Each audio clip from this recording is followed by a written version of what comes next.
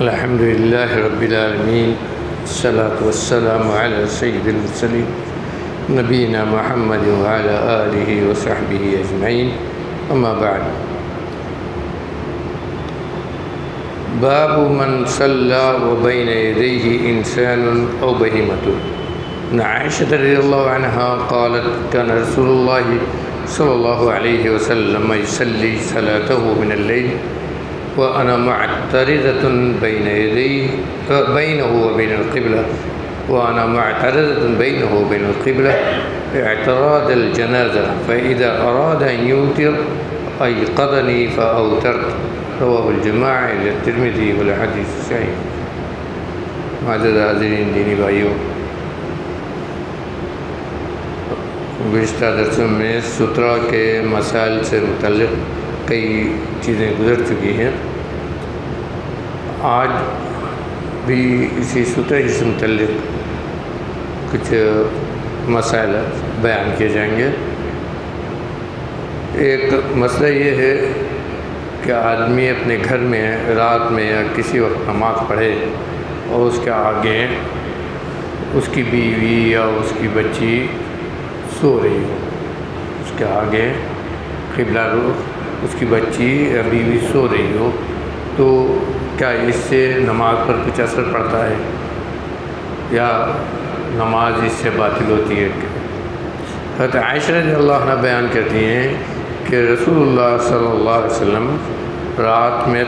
اپنی تہجد کی نماز پڑھا کرتے تھے، اور میں آپ کے اور قبلہ کے آپ کے اور قبلہ کے درمیان، یعنی آپ کے آگے آپ کے اور قبلہ کے درمیان میں چوڑائی میں لیٹی رہتی تھی۔ ایسے آدمی ادھر نماز پڑھ رہا ہے، ایسے لیٹی رہتی تھی۔ اعتراض الجنازہ، جنازہ جیسا رکھا جاتا ہے، جنازہ ایسے رکھا جاتا ہے چوڑائی میں، تو کہا اسی چوڑائی میں آپ کے آگے قبلہ رخ آپ نماز پڑھ رہے تھے، قبلہ کی طرف میں لیٹی رہتی تھی، اور جب آپ نماز پڑھ لیتے اور وطر کی نماز پڑھنے کا ارادہ کرتے تو مجھ کو جگا دیتے، تو میں بھی وطر کی نماز پڑھ لیتی۔ یہاں اس مسئلے کو اس لیے بیان کیا، اس حدیث کو اس لیے لائے ہیں کہ حضرت عائشہ رضی اللہ عنہ آپ کی زوجہ محترمہ، وہ آپ کے آگے قبلہ کی طرف لیٹی رہتی تھی اور آپ نماز پڑھتے تھے، تو اس سے معلوم ہوتا ہے کہ اس سے نماز پر کوئی اثر نہیں پڑتا ہے، نماز جس سے خراب نہیں ہوتی ہے، اور تمام علماء کا اس پر اتفاق ہے کہ اس سے نماز میں کوئی حرج نہیں ہے۔ اسی تعلق سے حضرت میمونہ کی حدیث سے کہتی ہیں وعن میمونۃ انہا کانت تکون حائضا لا تصلی وہی مفترشۃ بحذاء مسجد رسول اللہ صلی اللہ علیہ وسلم وهو يصلي على خمرته اذا صلى صابني بعد ثوبه، متفق علیہ۔ بخاری مسلم کی صحیح حدیث ہے، اس میں کئی مسئلے ہیں۔ حضرت میمونہ رضی اللہ عنہ جو نبی کریم صلی اللہ علیہ وسلم کی زوج محترمہ کہتی ہیں کہ میں حالت حیض میں جو شرعی عذر ہوتا تھا نماز نہیں پڑھتی تھی، کہا کہ میں حالت حیض میں ہوتی جب میں نماز نہیں پڑھ سکتی تھی، اور میں نبی کریم صلی اللہ علیہ وسلم کی سجدہ گاہ کے بالمقابل لیٹی رہتی تھی، جبکہ آپ اپنے چٹائی پر نماز پڑھتے ہوتے تھے۔ جب آپ سجدہ کرتے تو آپ کا کچھ کپڑا مجھ کو لگتا نہیں تھا۔ ایک مسئلہ تو طہارت سے متعلق ہے کہ عورت جب حالت حیض میں ہو، شرعی عذر ہو، نماز نہ پڑھتی ہو، اس وقت جسمانی طور پر وہ گندی نہیں ہوتی ہے، اس کا جو حکم ہوتا ہے گندگی کا وہ حکمی ہے، یعنی ظاہری طور پر بدنی طور پر وہ گندی نہیں ہوتی ہے، اس لیے اس کا ہاتھ پیر اس کا کپڑا یہ سب صاف مانا جاتا ہے، اور اسی لیے کہتے ہیں کہ میں لیٹی رہتی تھی اور آپ کا کپڑا بھی مجھے لگتا تھا لیکن آپ ویسے ہی نماز پڑھتے تھے۔ ایک یہ بہت اہم مسئلہ ہے جو عورتوں کو معلوم ہونا چاہیے۔ اور دوسرا مسئلہ جو ہے وہ یہ ہے کہ وہ بھی یہی کہتی ہیں کہ ہم حالت حیض میں ہونے کے باوجود آپ کے سامنے قبلہ رخ لیٹے رہتے تھے اور آپ نماز پڑھتے تھے، تو اس دونوں حدیثوں سے معلوم ہوتا ہے کہ یعنی کسی بیوی یا کسی کی بچی آگے آدمی نماز پڑھ رہا ہے اس کے آگے لیٹے رہے قبلہ کی طرف، تو اس سے نماز پر کچھ اثر نہیں پڑتا، نماز ہو جاتی ہے۔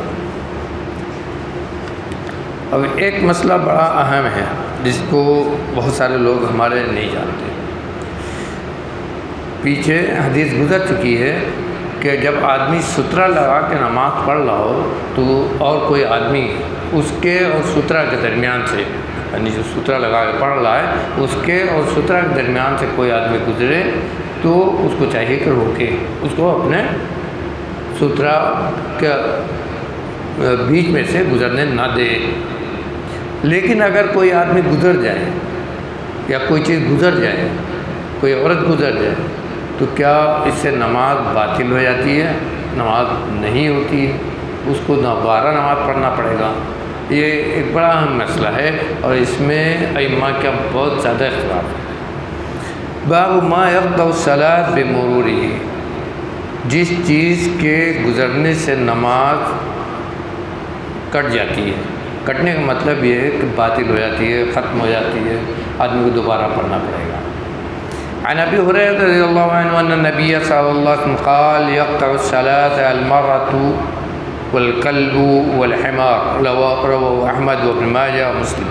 وزاد ويقي من ذلك مثل مؤخرة الرحل۔ وعن عبد الله بن مغفل عن النبي صلى الله عليه وسلم قال يقطع الصلاة المرأة والكلب والحمار، رواه أحمد بن ماجه۔ وعن عبد الله بن الصامت عن أبي ذر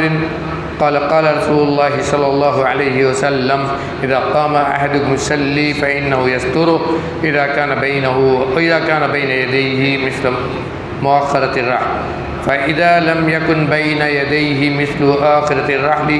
فإنه يقطع صلاته المرأة والحمار والكلب الأسود۔ یہ تینوں صحیح حدیث ہیں۔ قلت یا ابا ذر ما بال الكلب الأسود من الكلب الأحمر من الكلب الأصفر؟ قال يا ابن أخي سألت رسول الله صلى الله عليه وسلم كما سألتني فقال الكلب الأسود شيطان۔ حضرت ابو ہریرہ رضی اللہ عنہ کی روایت فرماتے ہیں کہ نبی کریم صلی اللہ علیہ وآلہ وسلم نے فرمایا کہ آدمی کی نماز کو کاٹ دیتی ہے عورت، کتا اور گدھا، یعنی ان تینوں چیزوں کے گزرنے سے آدمی کے آگے سے نماز پڑھ رہا ہو، سترہ نہ لگایا ہو یا سترہ ہو تو سترہ کے بیچ میں سے گزر جائے عورت یا کتا یا گدھا تو اس کی نماز فاسد ہو جاتی ہے، اس کی نماز باطل ہو جاتی ہے، کٹ جاتی ہے اسی کو کاٹ۔ دوسری حدیث میں پھر یہی بات ہے۔ تیسری حدیث میں ہے آپ نے فرمایا کہ جب کوئی تم میں سے کوئی آدمی نماز پڑھنے کے لیے کھڑا ہو تو چاہیے کہ وہ اپنے آگے مؤخرۃ الرحل کجاوے کی پچھلی لکڑی کی طرح کا کوئی سترہ بنا لے۔ اگر فإذا لم يكن، اگر سترہ نہیں لگایا تو اس کی نماز کو کاٹ دیتی ہے تین چیزیں، عورت، گدھا اور کتا، کالا کتا۔ حضرت ابو ذر کہتے ہیں کہ میں نے کہا کہ کالے کتے کی کیا خصوصیت ہے، لال کتا یا اور دوسرے رنگ کے کتے کے بارے میں نے کیوں نہیں کہا، خصوصیت کالے کتے کی کیوں دیا؟ تو کہتے ہیں اے میرے بھتیجے، میں نے رسول اللہ صلی اللہ علیہ وسلم سے ایسے ہی پوچھا تھا جیسے تم نے مجھ سے پوچھا، تو آپ نے کہا کہ کالا کتا شیطان ہے۔ اس حدیث کا مختلف مطلب لوگوں نے بتلایا، لیکن بہرحال جو مسئلہ ہے وہ یہ ہے کہ تین چیزوں کے بتلایا کے گزرنے سے نماز باطل ہو جاتی ہے۔ اس سلسلے کی یہ تینوں حدیث سب سے صحیح حدیث ہے، کیونکہ اس میں سے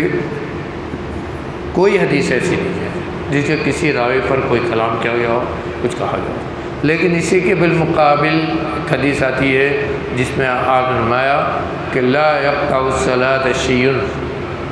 یا اس طرح کے الفاظ ہیں کہ کسی بھی چیز کے نمازی کے آگے سے گزرنے سے نماز نہیں کٹتی ہے، یعنی نماز نہیں باطل ہوتی۔ تو دو طرح کی حدیثیں ہیں، اسی لیے اس مسئلے میں علماء کے درمیان بہت زیادہ اختلاف ہے اور بہت زیادہ اس پر بحث، اس لیے کہ دوسری جو حدیث میں نے بیان کیا کہ نماز نہیں کٹتی ہے، اس پر کلام ہے۔ کچھ علماء تو کہتے ہیں کہ حدیث قابل استدلال ہے، لیکن زیادہ تر علماء کہتے ہیں کہ قابل استدلال نہیں ہے، استدلال کے لائق نہیں ہے۔ ان میں ہمارے ملک میں